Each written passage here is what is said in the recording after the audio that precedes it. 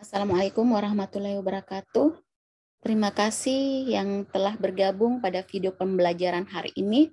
Untuk pertemuan 13 hari ini, kita akan membahas mengenai tentang transducer.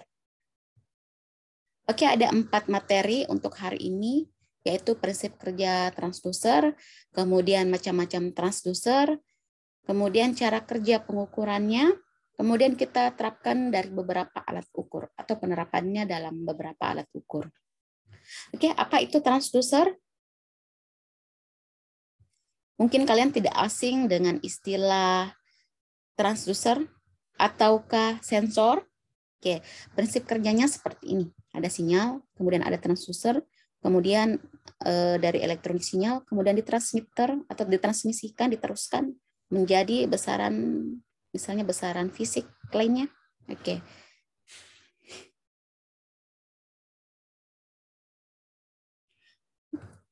Oke, berangkat dari pengertian Freden, ya, apa itu transducer? Adalah sebuah device atau alat yang mengkonversikan dari satu energi ke energi yang lainnya. Ya, di sini ada dua macam transducer. Dua macam transducer, ada namanya transducer input atau dikenal sebagai sensor, kemudian transducer output atau yang dikenal dengan aktuator. Ya, apa perbedaan antara transducer input dengan transducer output? Sesuai namanya, transducer input dia mengambil dari besaran fisik misalnya suhu, tekanan, cahaya, dan sebagainya dari besaran fisik kemudian diubah ke besaran sinyal elektrik. Sinyal elektrik ini misalnya resistansi. Jadi misalnya setiap suhu merupakan resistansinya diubah menjadi besaran sinyal listrik. Ya, dari resistansi, tegangan, ampere atau kuat arus. Kemudian transducer output itu sendiri atau dikenal dengan aktuator, dia kebalikan daripada transducer input. Transducer output dia mengubah besaran listrik menjadi besaran fisik. Seperti apa contohnya? Misalnya mikrofon atau loudspeaker. Loudspeaker itu pembesar suara ya, yang membesarkan suara.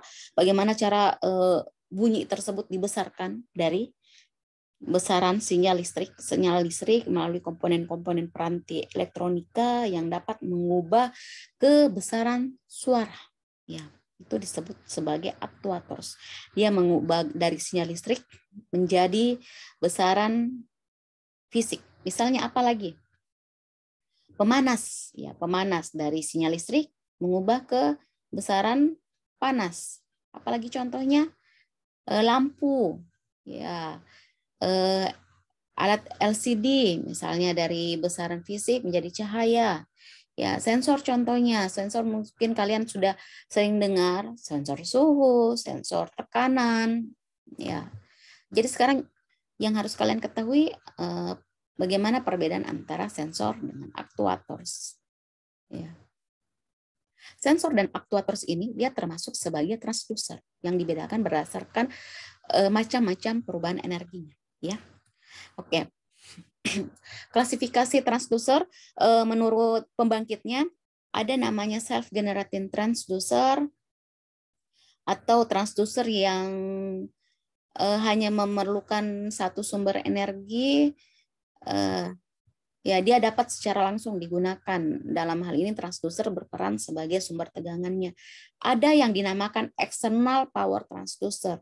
Nah, transducer ini sendiri dia memerlukan energi dari luar untuk menghasilkan keluarannya. Misalnya RTD, strain gauge, ya, lampu, dia memerlukan energi listrik dari luar untuk membangkitkan energi luarannya berupa misalnya dari lampu menjadi energi cahaya. Oke, beberapa jenis transducer ini berdasarkan bentuk fisiknya, misalnya elektromagnetik, elektrochemical, ya, elektrochemical, hidrogen sensor, pH, elektrochemical yang bergerak, rotary motor, transducer elektroakustik, ya, bunyi, loudspeaker, earphone, elektro-optikal, misalnya dioda laser, lampu, tabung CRT, lampu pijar. Yang kemarin kalian pelajari mengenai osiloskop, ya ada tabung sinar katoda, transducer termoelektrik, ya misalnya termokapel, termoelektrik yaitu panas. Oke. Dari beberapa alat kadang dia memerlukan adanya sensor dan aktuator itu sendiri. Contohnya apa? Misalnya sensor suhu. Yang paling simpelnya itu termometer digital yang pernah kalian lihat. Sensor ada sinyal masukan, misalnya suhu tubuh, kemudian ditangkap oleh sensor panas atau sensor suhu, kemudian diolah sinyalnya, dikuatkan dan sebagainya, kemudian masuk di aktuator. Aktuator ini apa fungsinya? Bisa kalian lihat di termometer, biasanya di display itu bukan tertulis berapa tegangannya yang dihasilkan atau berapa resistansinya yang dihasilkan ya dari sensor, tapi sudah tampak besaran suhunya atau derajat Celcius di situ kan, misalnya 36 derajat Celcius. Nah, itu disebut sebagai besaran fisik yang dikeluarkan oleh aktuator. Sampai di sini saya harap paham ya. Ini beberapa misalnya contoh-contoh daripada sinyal-sinyal fisik yang menjadi bentuk-bentuk elektrik.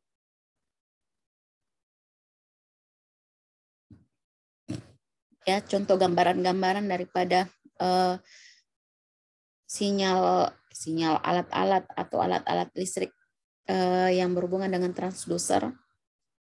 Dia dapat berupa sensor maupun aktuator ada di sini, ada AC, ada LED dan sebagainya. Oke, contoh pengaplikasian daripada transducer ini sendiri, kita ambil contohnya misalnya sensor suhu. Sensor suhu. Kenapa diambil sensor suhu? Kan yang biasa kalian sering lihat aplikasinya di mana-mana terkait sensor suhu, apalagi kita pergi kemana-mana, sering sekali ada yang termometer itu, ya. Oke, jika kita melihat pembuatan daripada termometer, ya di situ ada namanya IC, diperlukan suatu alat yang peka terhadap besaran fisik yang akan diukur, dalam hal ini suhu. Jadi LM35DZ adalah salah satu sensor yang peka terhadap suhu, sehingga biasanya digunakan untuk membuat sensor suhu ini sendiri. Oke, prinsip kerjanya misalnya alat tersebut dikalibrasikan menjadi misalnya 1 derajat Celcius, yang terukur adalah 10 milivolt. Jadi alatnya itu telah disetting bagaimana dalam 10 milivolt dia mampu mengukur 1 derajat Celcius. Nah, 1 derajat Celcius ini bagaimana sih bisa diketahui? Nah, dari perbandingan alat ukur yang telah paten sebelumnya. Jadi kita memiliki besaran, kita telah ketahui bahwa ini adalah 1 derajat Celcius. Nah, kemudian kita kembangkan misalnya LM35DZ ini kita setting bahwa 1 derajat Celcius tersebut dapat mengukur sebesar 10 milivolt misalnya. Ya. Jadi misalnya ada kenaikan 1 derajat Celcius lagi menjadi 2 derajat Celcius. Nah, alat tersebut otomatis akan mengeluarkan tegangan sebesar 10 milivolt. Bagaimana jika misalnya kita ada suatu besaran kita tidak ketahui. Nah, tadi ada pembanding bahwa kita sudah tahu bahwa nilainya 1 derajat Celcius. Bagaimana jika misalnya ada suatu besaran lain yang kita tidak ketahui, ingin kita ukur suhunya. Nah, misalnya alatnya itu tampak 530 milivolt. Dari kalibrasi sebelumnya kita ketahui bahwa 1 derajat Celcius itu sebesar 10 milivoltnya. Maka 530 milivolt yang terbaca di alat, bahwa kita ketahui hasil pengukuran besaran ini adalah 53 derajat Celcius karena setiap 10, jadi bagikan saja 530 dibagi 10 milivolt menghasilkan berapa? 53 derajat Celcius. Begitupun misalnya ada tegangannya menghasilkan 320 milivolt. Berarti yang dihasilkan adalah 30 derajat Celcius. Nah, biasanya termometer ini tidak tampakkan 30 derajat 320 milivolt yang ada di alat tersebut. Nah, itu digunakan semacam alat aktuator.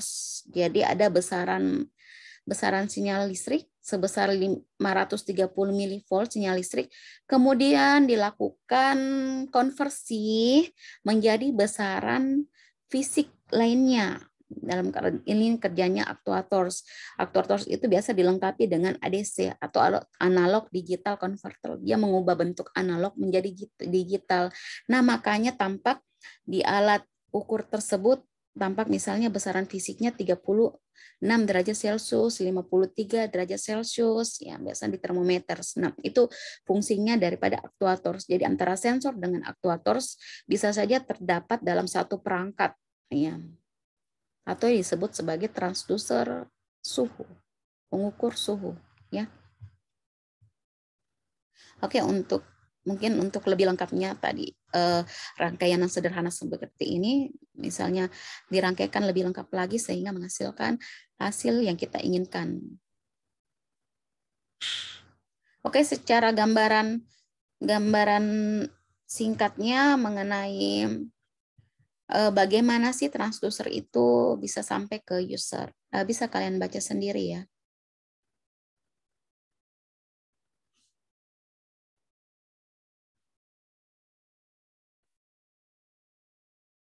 Oke. Ini ada beberapa jenis energi yang dapat dikonversikan menjadi sinyal listrik. Misalnya contoh sensor Rentgen, dia energinya mekanik. Ya.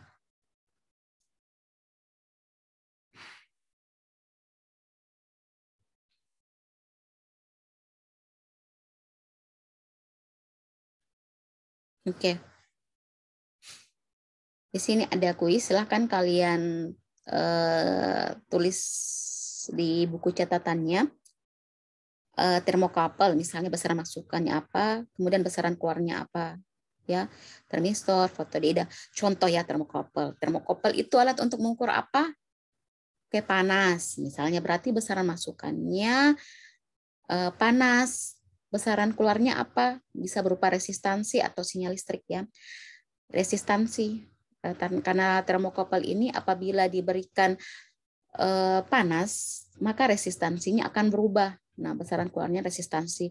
Termistor itu apa? Besaran masukannya apa? Besaran keluarnya apa ya? Ya kalian isi ini ya. Kalian isi ini.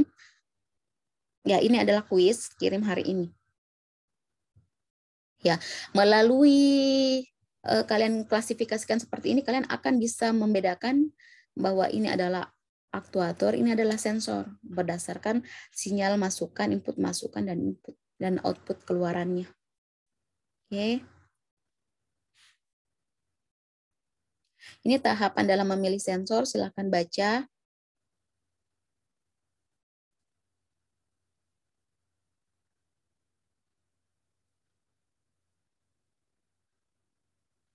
Oke, ini jika misalnya kalian ingin membuat sistem daripada sensor. Jadi kalian pilih piranti, device elektronika yang dia peka, misalnya sensitivitas terhadap apa.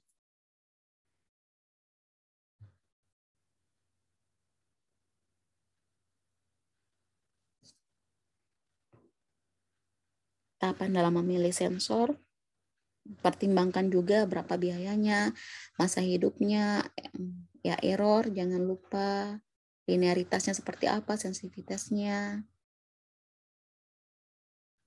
Oke, ini adalah perkembangan teknologi sensor.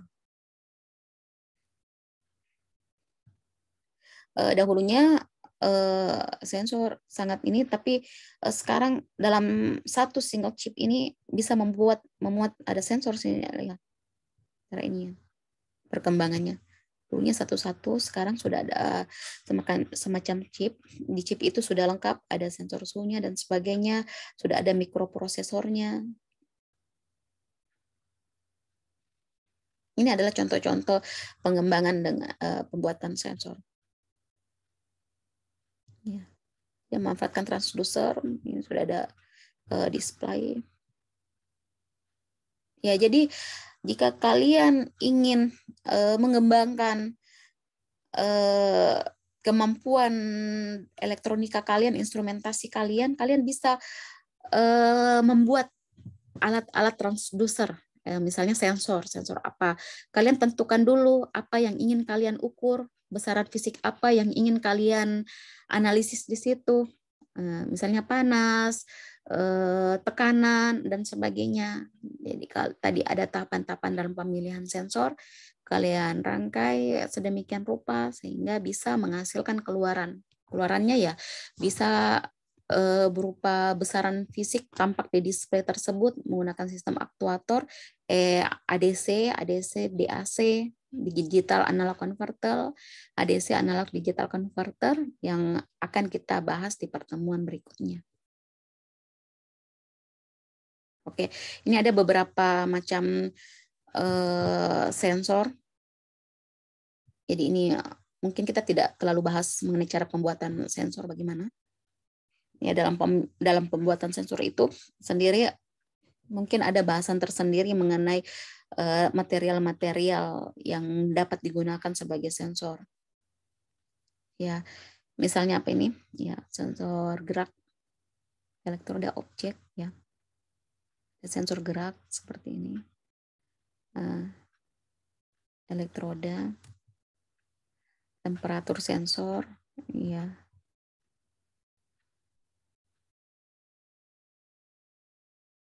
Termistor, ya namanya termistor, ya, termometer, sama termal, panas. Oke, sensor gas. Sensor gas ada beberapa macam, misalnya ada yang peka terhadap bau amoniak, ada yang peka terhadap bau alkohol. Nah, dicari suatu sistem alat yang peka terhadap zat-zat kimia tersebut. Kemudian ditanamkan dalam sebuah piranti, ya dibuat seperti ini. Ya, contoh device-nya, sensor gas, ya.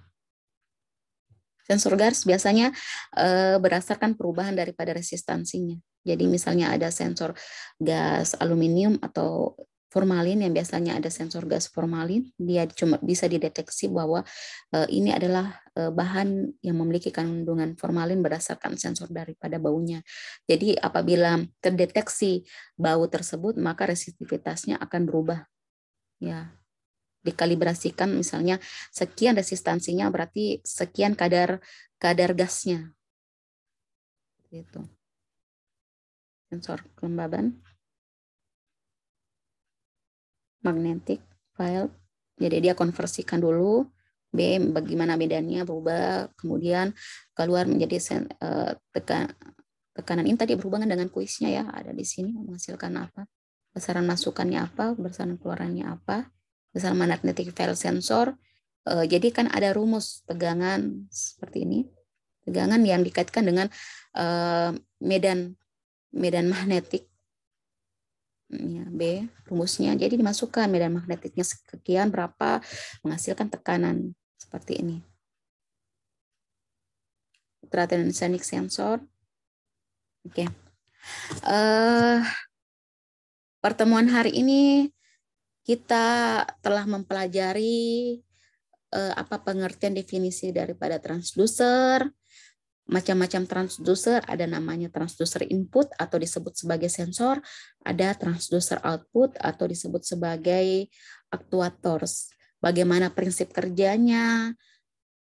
Ya, banyak pengaplikasian daripada sensor-sensor tersebut. Tadi juga Ibu sudah tampilkan macam-macam, misalnya sensor, aktuator, mikrofon, dan sebagainya. Ya, saya harap melalui perkuliahan kita ini video pembelajaran hari ini kalian setidaknya memiliki cukup gambaran mengenai apa itu transducer, apa itu prinsip kerjanya seperti apa itu sensor, bagaimana prinsip kerjanya.